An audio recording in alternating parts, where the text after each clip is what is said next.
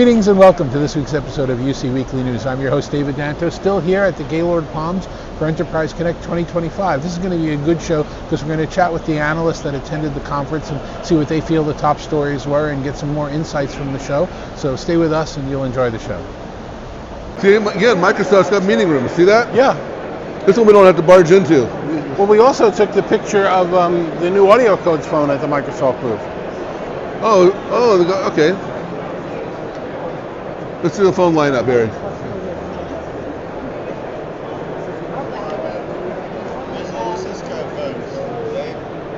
We'll get there. See, this audio codes phone That's is a brand new one that just came right. out? Yeah, and it's not certified yet. It's undergoing certification, but it's the first industrial phone for teams, so they can use it like in factories. The sidecar is built in. It's actually a really nice product. Look at all these headsets. And it'll mess up my hair. Yep. I'm a little bit confused because this is a meeting room with glass walls here, but it's open on the other side. And no roof. That's everything that's the supervisor. It's a meeting room where you have to shout. All right. But you see, there's a wall, but here there's no wall. Uh-oh. Tom Arbuthnot's getting ready to do his recording. Master in action. Hey, Tom. How are you? What a surprise to run into you at the at Microsoft. Yeah. Oh, look, there's Dave. Hey, look at me. There's both of us. Look at that. In the meeting room, and look, it's Tom Arbuthnot. Hey, Tom, how are you? Hey, I'm good, thanks. How are you good? So, what was the most exciting thing from Microsoft to show for you this year? Ilya in the keynote repositioned Teams as the AI platform for work, which we kind of all knew was coming, but it was nice to see that kind of crystallized. And it's the facilitator agent. So that's the agent that is a kind of multiplayer co-pilot during a meeting. What Ilya showed on stage was the ability for that to ingest video as well. So we've already got the meeting audio, the meeting chat, the screen sharing, of course, the transcript. But now potentially co-pilot will be taking in, or facilitator agent I should say, will be taking in the video and see what's going on in the room as well.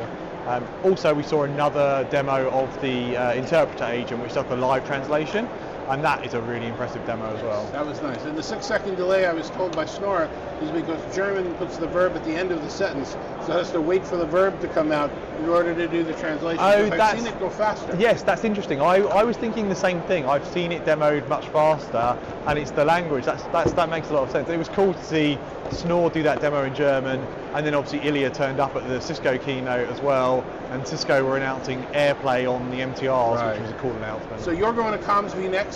Yep, CommsV next is the next one for me. Our next I'll be right back. is Infocom. Yeah, You going Infocom this year? I'm not Infocom, so it's CommsV next, then CommsVerse. It sounds like I need to be Infocom next year because that seems to be another Well, big everything's Teams going to be in event. Vegas next year. Just get a residence. We'll get a penthouse and we'll just stay there for a month. Exactly. Awesome. Okay, thank you, Tom. Started. It is now Wednesday afternoon, and for all intents and purposes, Enterprise Connect is over for 2025. No. There's 2 sessions tomorrow. I know you're on them, Dave. At the lock note, and you. The best sessions are tomorrow. The best sessions are tomorrow, but we're going to get a preview of the lock note ideas in this conversation. Everybody, just give us. Everybody knows who we are, but I'm David Danto. I'm Kevin Kieller. I'm David Maldow. I'm David Mike. And we're going to be having a couple of other people probably walk in and out as we go through it. Tim Albright on the other side of the room on a personal call, trying to arrange his taxi or something. So he'll join us later. So the top stories from Enterprise Connect, I guess, would be Cisco and Microsoft and Zoom. So let's put that aside for a second. Okay. What else happened at the show these last 3 days that's of note? I think nothing. And I'll even include your top dogs in that. I think that this show I think what makes this show very interesting this year is it's broad. You walk around the expo floor, there's all kinds of different things. And there's no, it was VoiceCon, it was a PBX show. And then for years we had, remember when doing meetings in a browser was like the biggest demo, and WebRTC. WebRTC. It's going And then we had the messaging, Slack and Spark, and and so this year it's not. This year there's just a lot of important stuff going on. but it's not like there's a spotlight on any one particular area. That's my Team. theme. Yeah, except obviously everybody, as goes without saying, they have to have some AI story, right? And Got to have an AI story. and this year, I heard you didn't have an AI it's story. I have 3 A's. All right. Yeah. That's and now it's agentic, search and replace for AI, and now it's agentic AI. Although most of the vendors, or well, every vendor doesn't necessarily understand what that means, and there's different definitions. Just the vendor? I think the entire world is. Well, no, I know, but the vendors are trying to explain that they have agentic AI, and then they show you something That's that's not agentic. that was well, at least last year it wasn't agentic, and this year it allegedly is. But it's not doing anything. It's just answering questions, which is AI, but not agentic AI. Because I was typing my notes just before I came down here to set the video up that we're recording now, and I was trying to think of, other than what Zoom and Cisco and Microsoft said, which we'll talk about, I couldn't really think of a lot of top stories. This is the first time we saw Mitel since they announced their reorganization, and it's really kind of a non-story because we all kind of know that came from legal stuff that they won, so they kind of had to deal with it that way. I know there was a new audio codes phone. We certainly highlighted that one, and that was a big deal because that's a Microsoft Teams phone, but it's also meant for industrial. And then I was struggling to come up with a third thing. There's lots of third things. That's my point. There's lots of third things. Right. And another point to that is that most of the keynotes on events, and so they're waiting. They're holding stuff for their big events because Microsoft's got was it Build and Ignite, and Yep. Cisco's got WebEx One and Cisco Live, and so they have their own events. And so here at this event, let's see, we have who said they're supporting fax now? Zoom is supporting fax. Supporting fax, which is an important. That's a very big deal. It's an important feature. I can cancel my electronic fax account. But it's the B roll, right? It's the track two. Microsoft announced some sort of new transfer calls better or easier. Mm-hmm. So we're getting the B roll stuff, and now. But again, these are important things, and so I don't want to belittle these things, but it's just that they have other channels and other opportunities. But I think I was going to go I ahead. think it's not just the big vendors. I think every vendor. I think the pandemic changed things. We used to save all our announcements for the show because the press will be there, and I think obviously with the pandemic we didn't save our announcements for the show. And I was talking to some vendors who aren't here, and they said we put our announcements when we have our announcements. That way we're not competing with every other vendor in the Right. space on one day. So I go to the shows. I don't expect announcements. I used to go around with here's the 60 announcements. It's just about talking to people about what's going on and how it can actually affect your business and going over the details of the announcements that you already know. Yeah, and I think it's more than that, which is because things are rolling out in more of an agile fashion. It's because I kind of disagree, Dave. I don't know that they're holding stuff. I think they're releasing it, and it's agile, and and so sometimes they're talking about things that were released, and then it was in private preview, and it's in public preview. Yeah. And so like even some of the things in the keynotes, I know that the people delivering the keynote forgot that it wasn't generally available because they've been using it for a year. And sometimes I forgot because I've been using it, because you're on whatever Right. preview or whatever. So I think that, as these things roll out, it takes a while to roll them out, and they talk about the philosophy, and it gets better every year. So now it's more about getting that update on how it got a little bit better and does a little bit, and now your meeting summary also looks at the content sharing, and maybe it does OCR, and maybe it looks at the chat, but that's not a big announcement. It's just like an incremental improvement. Yeah. So you're all making the point that when I got to that third point, the third big point from the show this year was the show. You had a lot of vendors talking about, we're not sure if we're going to keep coming back here if there aren't a lot of end users. The attendance was lower than it usually was. We didn't see as many banners that were out there. And they made a big announcement that next year, instead of doing it here at the Gaylord Palms, where it's been done for like ever, they're going to go into Caesars in Vegas and do it. So, I'm kind of hoping that will bring out more end users and people will get more involved. But it's the factors you were talking about too, Dave, that they're all having their own shows. Is a centralized conference something that's that important anymore? Well, I think there's another, I hate to say post-pandemic, but adjustment to what these shows are. Part of it's the shift, obviously, from hardware to software, but people don't need to come to the shows anymore to see. I mean, if you want to see a Microsoft Teams demo, there's 100 partners you can call that'll come. So that's not really what these shows are about. You can see this transition occurring. I've seen it occurring in Europe. I've been going to some European shows lately, but a lot of the booths downstairs had meeting rooms in them. And so they want to bring the partners, customers, prospects, whatever, into that meeting room. And it's not a matter of walking around the booth and look at this, look at that, whatever. It's let's do business. And I was just at Mobile World Congress in Barcelona, and the I mean there were booths that had like 12 meeting rooms in them. I mean it was and I think the nature of these events is more about and so even here. I've been running over to meetings in the hotel. They got the people have suites in the hotel. Right. There's the atrium meeting spot. So it's just a lot. It's And on meeting. the show floor, there's little meeting rooms. And there's meeting rooms in the show And floor. that was Yeah. They don't have a Yeah. booth. They don't need a booth. They need a space They- for they both do- of them. So I think there's a shift happening. And so like I said, Europe had like these huge booths with lots and lots of rooms. Here we're starting to see. We didn't see this a few years ago. We're starting to see. We used to see a meeting room in a booth because of the demo of a meeting room. Right. Now we're seeing meeting rooms and booths because they want to have meetings. And there were a lot of them. And I think that's just kind of a transition that the shows are about. Let's get business done. Let's sit down and get business done. And that's just a little different type of. Yeah. It's not a car. It's We're not a car certainly lot. Not a living- showroom. Not a We're showroom. certainly living through a transition. Where we're going to end up in that transition, I'm not sure, but it is absolutely a transition. So now I've been avoiding the big three that we were talking about. Let's talk about, the big three from a collaboration meeting video standpoint. We had Zoom and Cisco and Microsoft. Cisco had a couple of very interesting announcements, including one that they didn't make on the stage. They only put it in the blog. They now their interoperability, their direct guest join, their meeting now supports PowerPoint Live. So that's a very interesting change that's going on. They also announced that the wireless connectivity for AirPlay for Microsoft Teams, so you can buy a Cisco device on Microsoft Teams and connect it with AirPlay, and you can't even get a Microsoft device connected with AirPlay yet. So it's. I mean, there was some pretty big. Anything else big stand out from you from the Cisco standpoint? Well, I think one of the things is just that every one of those keynotes had a contact center element, and people don't generally consider this a contact center event. I do. Well, it's interesting that you do because I think of NICE, for example, which is a leader in the MQ, one of the more profitable bigger companies. They don't do a keynote.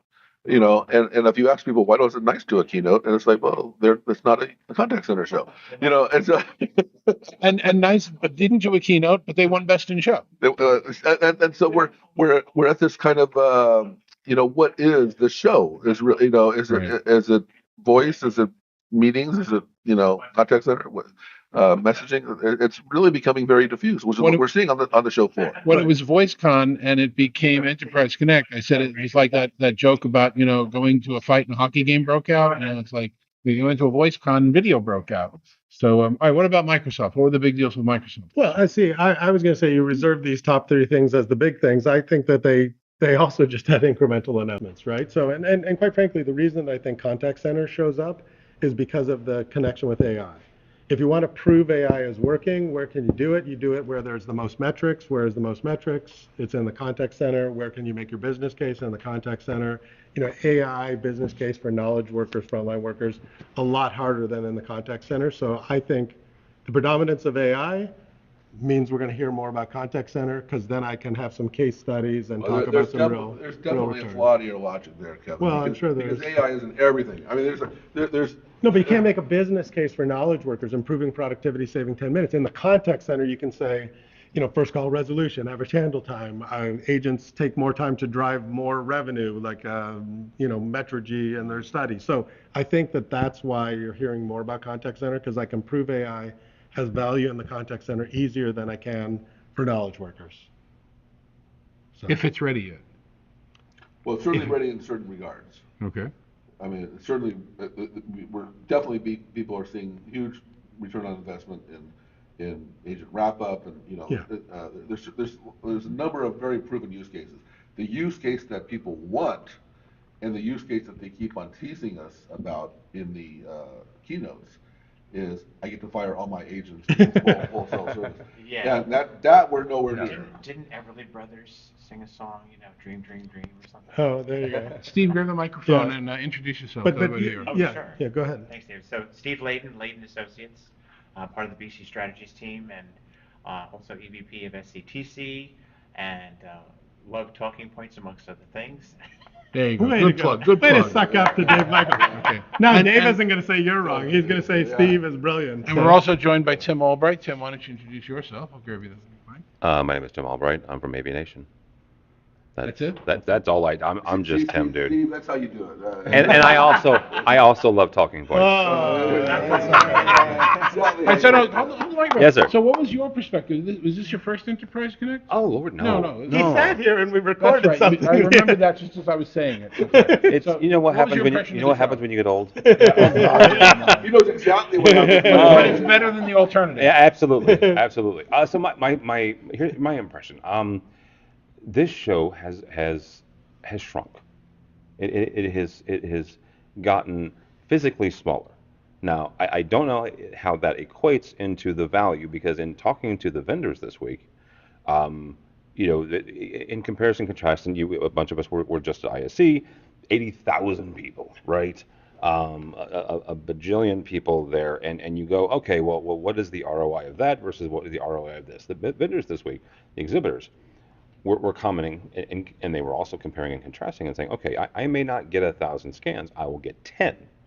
But those 10 will be decision makers that will turn into large value, a large ROI. And so, Well, 9 of them will be, and then Maldow will. and then show up. Maldow will show up. Yes. But the, Maldow will show up for whatever swag they have, which is fine. But it really is. It's an interesting show because we go to CES, we go to NAB, all these ginormous shows. And this one is different. The value proposition, for Aviation, is different, and the value proposition is different for the manufacturers. We come here for insight. We come here for 2 or 3 keynotes. We come here for the education. Kieller does a fantastic job every year. I learn something. I don't learn anything from Danto because I miss his, I oversleep on his panels. That's a totally different conversation. But it is that insight that you can't get anywhere else, and it is just like every other conference, those hallway conversations. Right. I'm gonna add one other perspective to what you just said, because I've talked to several of the vendors here too, and one of them in particular said that the fact that all the media and analysts are here, and the fact that they're meeting with all of them, that's, they consider that value. The ROI is not the same as a prospect or a customer, but they're getting very effective use of this audience and this venue, and it's an important part of the way they look at it too. Well, the people who understand that Enterprise Connect always was, and for as long as it'll exist, always will be an analyst show, come here with the understanding that they're speaking to the analyst community in one shot, in person, shaking hands, breakfast, dinners, cocktails, whatever it is, they get that. The people that are new to coming to this show are saying, where are the users? Why am I coming to a show if I can't talk to customers? What's going on? And I'm afraid that's one of the reasons why there isn't as much spend. The users are all at home collaborating and being productive. Well, and the funny thing is like, this is whatever, 15 years, some of the years were COVID, so I don't know, maybe 13 years in person. Every year, I've heard complaints that there's not enough end users. Well, And it's like, There's never enough. no, but I've so seen it I've be always cyclical, thought, though. that it's like, meeting up with the analyst. I mean, there's venture capitalists that come, some financial investment analysts that come and I talk to, and which is fascinating because I think that they know that this is one show that has different vendors. They can get, the different pitches. You can hear where the vendors in the keynote say the exact same thing. And you can kind of push on it and say, well, wait a second, how are you different?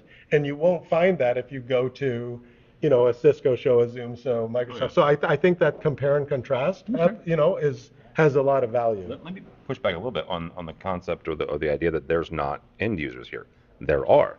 I talk to them, right? No, I think not enough. And we can bicker about what enough is, right? But you're right. This is primarily an analyst show, which is again where I get a lot of my value out of. But there are end users here, and they come here for a number of different reasons, including it is a smaller show, so you have more time. Right. You have more time to speak and talk to whatever your favorite vendor is for whatever solution you're looking at, whether it is a microphone or it's the UC platform that you use. You've got a whole lot more time than you will at a Cisco or an that's a good Ignite or point. even an Infocom or ISE. Yeah, good point. All right, so I want to go around the horn twice. I'm going to ask each person this question one time, and I guess I'll start it so I'll make you last because I don't want to be unfair and surprise you. But I'd like to hear what everybody's biggest pet peeve is from the show for the last 3 days, the biggest thing you had issue with that you didn't like. Then we'll go around again and say, what's your biggest takeaway? You know, like what feature, what knowledge, what thing that you didn't know when you came here that you know now. So let me start with my biggest pet peeve from this show. And it's starting to happen more and more, and I'm really getting upset about it. A number of the keynote speakers come up on stage and say, "Let me give you a demo of what's going on," and then they play the videotape, or play the file, and then the video is of a smartphone already doing everything, and they're just standing up there talking about. That's not a demo. That's a fantasy. A demo is when you bring a piece of equipment on stage and you show somebody how it works. Maybe you say it's not ready to work yet, it doesn't have the firmware yet, but I wanted to show it to you. It's something tangible, not a video of an animation of something maybe happening. And we're starting to see that creep into a lot of the keynotes. So that was mine. What's yours, Kevin?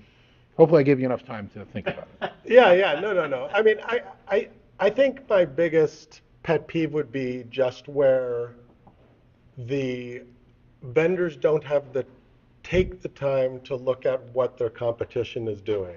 And then they introduce a feature like, oh my gosh, we're the first to do this.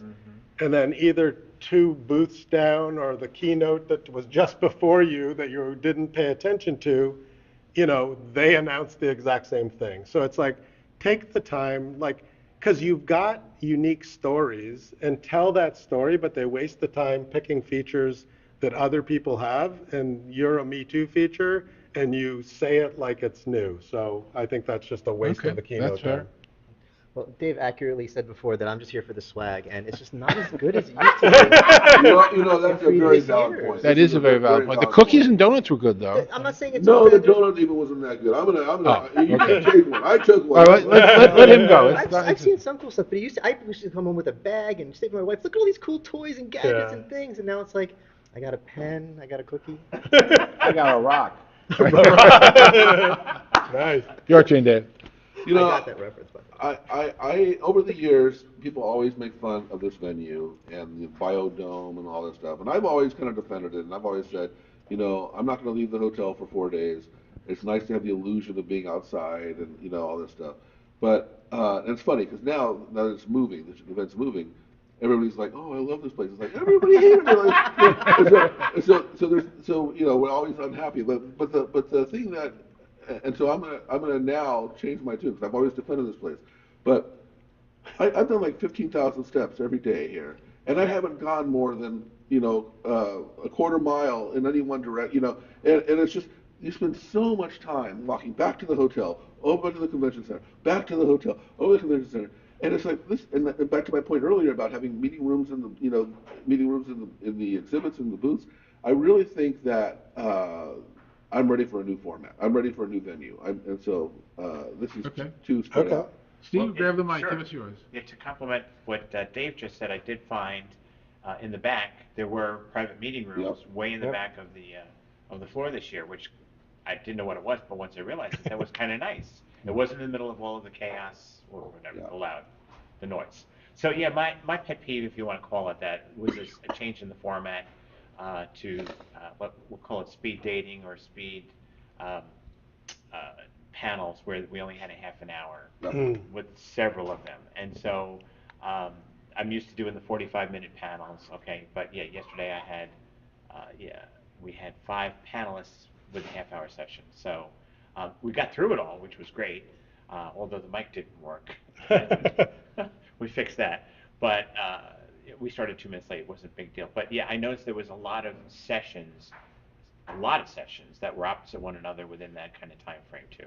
They had it again, I think, this morning, too, half hour versus 45. So I'm used to 45. I'd like to see 45 normally. Go ahead.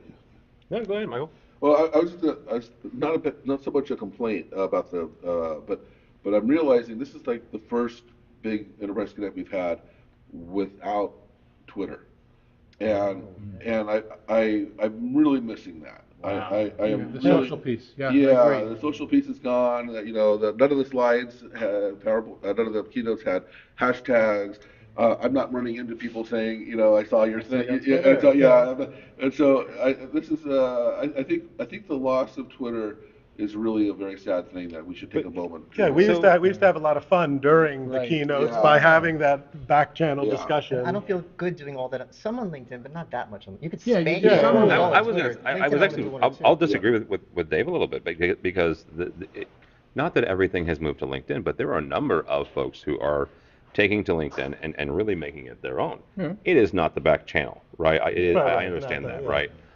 But there's certainly folks that are here, right? Making content and Definitely. And, Yeah. and David and I have been doing a lot on LinkedIn, but yeah. the point is it's not the same because it doesn't reach the extended. I mean, it reaches the people you know and everything, Yeah. but Twitter had a way of reaching people you didn't know much more effectively. Okay. Yeah. Your pet peeve. My pet peeve, the people that have pulled out. So the people that are not here, that's my pet peeve because again, Moment of silence. In memorandum, you got to do a memorandum. some of that in memorandum is because of mergers and acquisitions as well, but that is a different conversation. But because of again that intimacy, that one-on-one time that we've come to expect and enjoy the last few years, the folks that aren't here, that's my pet peeve. Okay. All right. So can I sneak in one more pet peeve? Sure. Either I've completely gaslit myself, or they reversed the elevators. The up are going down and down. They are going did up. last year. They did it last year, and it's really pissed me off. Yeah. It really- All yeah. week I've been Since going memory to is the gone, wrong yeah. ones, and I think it's my brain. No, It's escalators. escalators. You said elevators. And I'm like, escalators. what the heck is he talking about? Elevators go both ways. The escalators. We knew what you meant. Okay, Dave. We I knew was what you meant. totally confused. But to Tim's point though about some people that aren't here, there's also some people that are new here. Yeah. Just like Dialpad actually had a really big presence on the show floor, and they weren't here last year. And IR was here. They see an opportunity with what's going on in the market that they can. So yeah, there are And some. Michels back on the floor this year too. So Yeah. All right, so what I like the most so far from this year is, every once in a while these shows try and do something and it doesn't work. But this year I really liked what they did with the Impact Summits. It wasn't as planned as well and as thought out as it should have been, but the idea that you get people around a single topic that care about that specific topic in a room on Monday morning when nothing else is open for 3 hours. Yeah. And you really start to, and I took that very seriously. I emceed one of them. I was privileged. I appreciate it. But I walked right off the stage. It's like, I'm going to be out there. We're going to be passing a microphone around. We're going to get people to engage. And it really happened that way. So they used to call it birds of a feather. I don't think that name ever really worked. But I think the idea of getting, people, like the conversation we're having right now, if more of this were part of the program, I think, with more people, you would get more end users here. yes, Eric, you could have this as part of your program. Exactly. There you go. 26. Okay. Eric's not watching this. That's what he had. So takeaway, so I was in the session that you moderated and you did walk off the stage and there was great interaction and I thought that was super well done. It takes some skill to moderate and my takeaway is, with what you said, Steve, like panel sessions with 5 panelists, 30 minutes, it's not a lot of value. There's no depth. You get introductions and then we're done. In my session this morning, people unprompted came up and said, thank you for not having a panel. You were able to go so much deeper in the content. And that's always been my pet peeve with a panel is like, unless you spend a lot of time prepping the panelists, know what they're going to say, you keep them on track and they don't, monopolize it. There's no value provided, right? I liked in your panel, your session, when you said hi, Dave. I thought that was really that was the highlight. You was talking to me. I'm sorry. It was a different day. All right, so that's what your favorite part of the show. That's what you took away the most. Well, that was the takeaway, which is like if you're going to have panels, give them enough time and prep your panelists, because otherwise it's just there's not a lot of value provided to the audience, and that's what I want sessions do. Mr. Maldow. So hold on, sorry. So to your point about the Impact Summit, so I had one of those for end users. So I had 2 sessions, and I actually brought a Conan O'Brien microphone just as a prop, just to kind of create the venue there. And the end user actually did a great job. They were nervous. So before that, I just printed out all the slides, and I actually had interaction with them during the whole thing. So I was sitting up on stage, they were presenting down, in the front of the audience.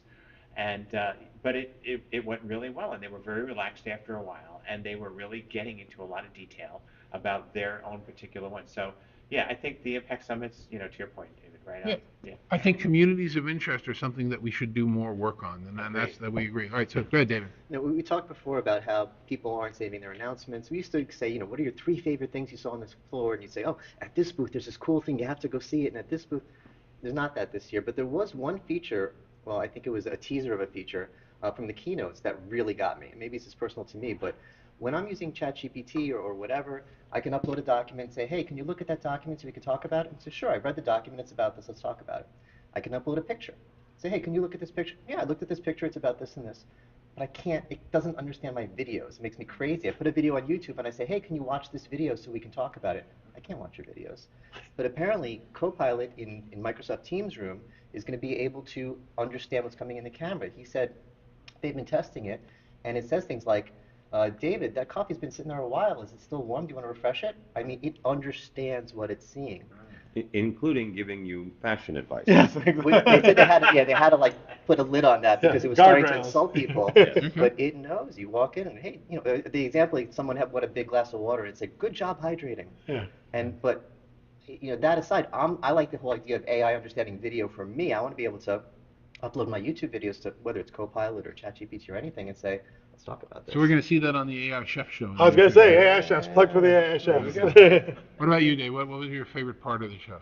It's a hard one. I love this show. I really appreciate this show. I look forward to it every year. I think that, what I love about the show is probably the same thing as all of you. I mean, it's the diversity of the vendors here, the diversity of the people here.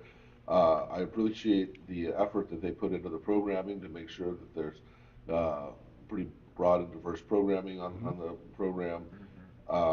Yeah, they could improve the coffee, but I think overall there's no one thing that really stands out to me, but I think they do a tremendous job on this show. Okay.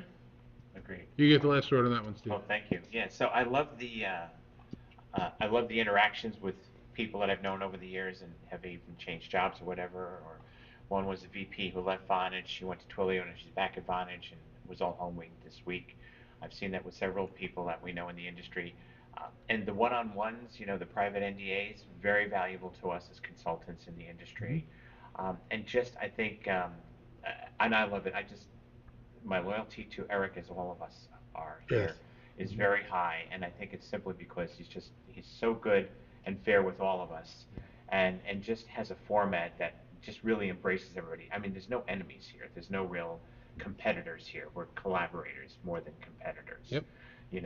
And that goes amongst everybody. It's not just here in the room, all of us. So I find that, and just the content is just so rich. It really is, And I always walk away saying, wow, I've not only been able to network with some new opportunities, but it enriches me in terms of just the value. And listen, we're all not only type A's here, but we're also leaders in the business, all of us here in this room, and yet we still get something out of it, all of us. So, I mean, that says a lot, to Eric and the team. So, bravo.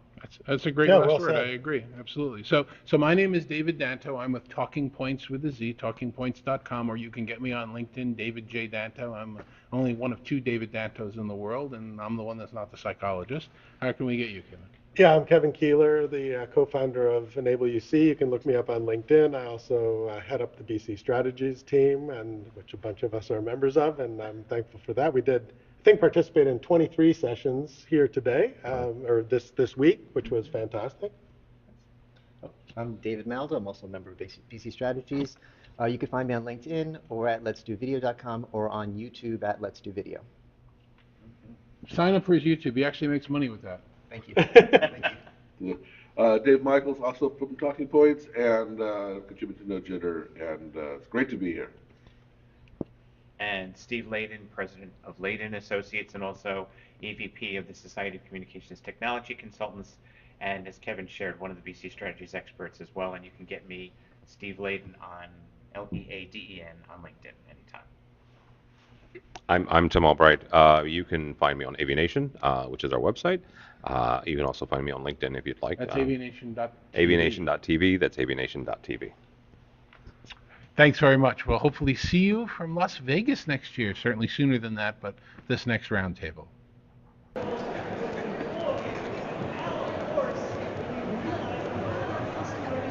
Jose, Yeah. can you give Dave and Dave a quick tour of your booth? Sure, absolutely. So we'll start here because we are here. Over here in this section, everything that we're showing. Start where the customer is. That's good. That's good. I like that. Yeah.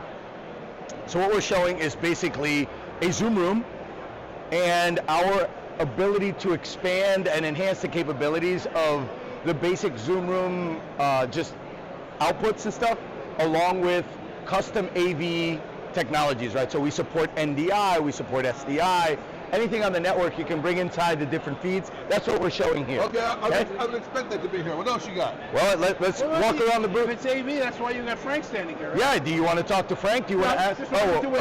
Okay, cool. Welcome to your new role. Yeah. Greetings, everybody. Dave Danto here with Talking Points, and I'm here with Eric DeGiorgi and Sam Kennedy from Netspeek. So now, before we get started, let me explain to everybody that I was one of the early advisors to Netspeek as a consultant. I helped you guys with some of your messaging, and I was proud to do it because it's really an interesting product. And in fact, Sam, I recommended you to Eric to get the job. Thank you for being a supporter. So for people who don't know, what is Netspeek? So Netspeek is the first vertically integrated generative AI platform built exclusively to help with the installation and support and operations of networks of Pro AV technologies and UC technologies. And you are the founder of the company. That's correct. And Sam, what's your role at the company? So I run the go-to-market side of the business. Go-to-market side. Yeah. Okay. So you can have whatever title you want, right? Really. VP, SVP, call me whatever you managing want. It's director. all Okay, good. Alphabet soup, whatever you want. Exactly. It's small companies, it's flat Fun. organizations. So Yes. fun. And you're hiring some more people, I noticed. So that's actually really cool too. The company's growing. Everything Okay. is So going. I'm going to give you all the unfair questions first to start with. So Great. when you hear generative AI, Yeah. half the world nowadays says, "Ooh, that's exciting. Let's add that," and half the world says, "Oh, geez, not generative AI. What's good?" So what makes this different than meeting summaries in AV and attribution, and why is this a different product? So our core focus is supporting the teams that are actively operating the networks. So think about the technician installing equipment. Think about the technician responding to a tier 1 or tier 2 support call. Think about the person that's trying to do data analysis on the network and make procurement and planning decisions. All of these human activities, we're able to help support that, whether it's through data analysis, whether it's through automations in the network to make sure equipment is functioning as it should, correct it if it is not.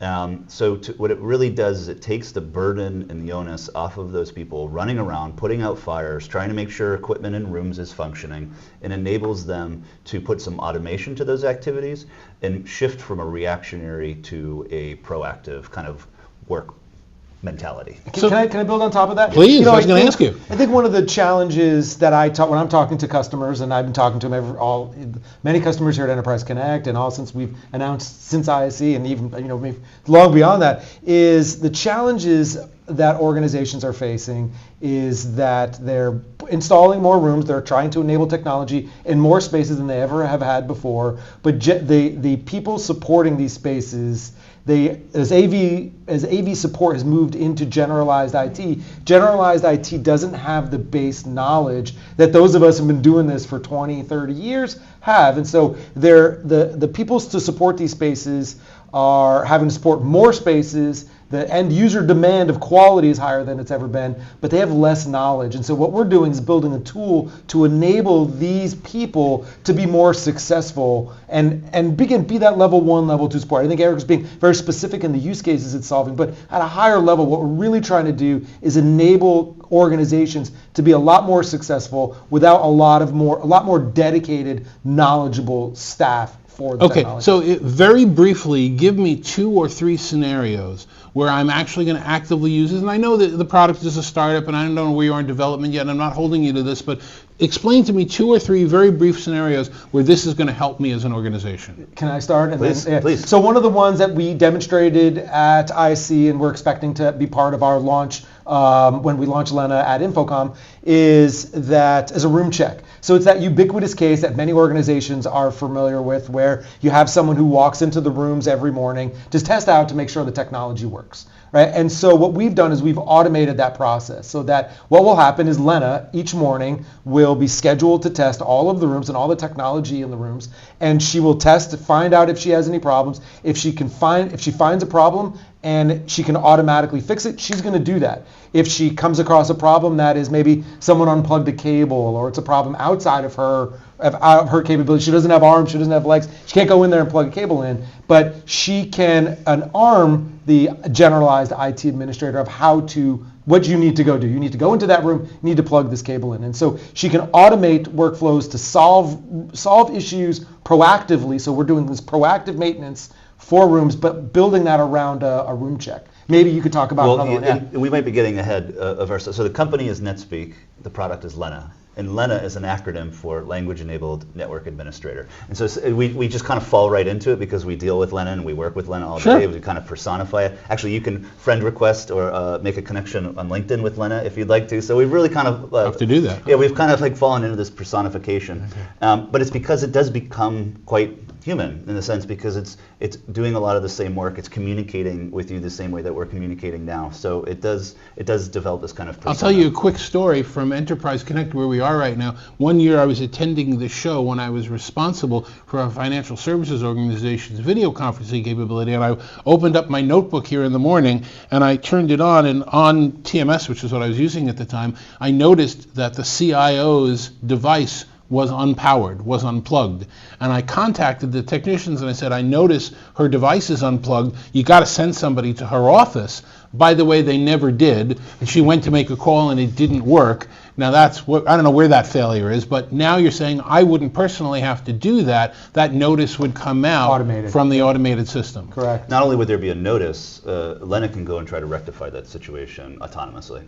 Well, not the plug. But they plug it in, but again, other plug, issues. Like one of the ones we show often is the monitor's on the wrong input, and so she can she'll realize that in the morning, and that she'll automatically put the monitor on the correct input. So it's a real basic, minor. It's a real challenge that a lot of people are facing, but it's a small example of the power of what Lena can do, and it's all built off of this generative platform. And what's powerful, maybe talk a little bit. Yeah, so your opening statements like generative AI, like how do you separate why is this different? Something from the noise? So it's a tool that is working in this atmosphere and ecosystem, but say to this example, we're not having to pre-program Lena and give Lena hard-coded logic chains. If this, then that. If you see this, then do that, and have to program and maintain. Those types of systems are fragile because as soon as something changes, it breaks, right? So leveraging how we use generative AI and how we think about it is we deploy the platform, give platform training, give Lena training, give Lena context, give Lena tools, give Lena resources and objectives, and Lena will figure out, oh, hey, you know what? That is actually not what it's supposed to be doing right now. Let me go and make a fix without any pre-programming. It comes like that out of the box. Awesome. So if somebody wants to find out more about this product, what do they do? Do they reach out to you personally? Do they look on a website? Well, absolutely. You can absolutely reach out to us personally. Easy to find. Yeah, so you go to LinkedIn, find either Sam Kennedy, Eric DeGiorgi. Follow us on LinkedIn. Go to netspeek.com, netspeek.com. We've been starting to add blogs, so we're getting a lot more information out there. I would encourage a lot of people who are interested in this, want to start testing it out and trialing it, sign up on our website. We're going to be definitely looking at our website as to pulling out the first early adopters of customers. Definitely come see us at InfoComm. InfoComm is going to be a significant show for us as we launch the product at InfoComm this year. So that there's a lot of different ways. Reach out to us in any of the different ways to come to us, and we'll start to give you some demonstrations, more information, and again, hopefully get customers early access. And that's actually breaking news, Eric, right? You're going to have the product launched at InfoComm in June, and we're talking in March right now, so not a lot of time. Not a lot of time. You ready for it? Born ready. Okay, great. Thanks very much for watching. So we found Caitlin at the Cisco booth. Can you give us a tour of what's going on in this booth? Yes, absolutely. So what do you guys want to solve for today? Well, where do you want to go tomorrow? And I thought it changed. That was Microsoft's thing. No, is it really? No. So the way we're starting our booth tours is like, what is the problem you're trying to solve for your business? So Okay. I want to be able to be in touch with everybody wherever I am. Okay, amazing. So Work from anywhere. Cisco Yeah. devices are perfect for that. So let's go over here. So first of all, we've got our amazing WebEx suite, and this is going to keep you connected through collaboration tools that work the way people do. So with WebEx Suite, you've got 8 different workloads that allow you to stay connected anytime, anywhere. Name them. 8 workloads. Come on, let's see. We've got calling, we've got messaging, we've got meetings, we've got vidcast, we've got Slido, we've got polling. Video messaging. We've got all of those. We've got 8. My math is not very good, So we've got our AI-powered WebEx Suite. We have all of the AI features built into that. Okay. And then over here we've got our Control Hub Center. So this is how you're going to manage everything. Your IT teams, your admins, your professionals. They're going to. You're going to manage all those workloads from one device? You're going to manage them all from one device in a single pane of glass through WebEx Control Hub. So that's it for this week's episode of UC Weekly News. I'm your host, David Danto. Thanks for watching. We'll see you next week.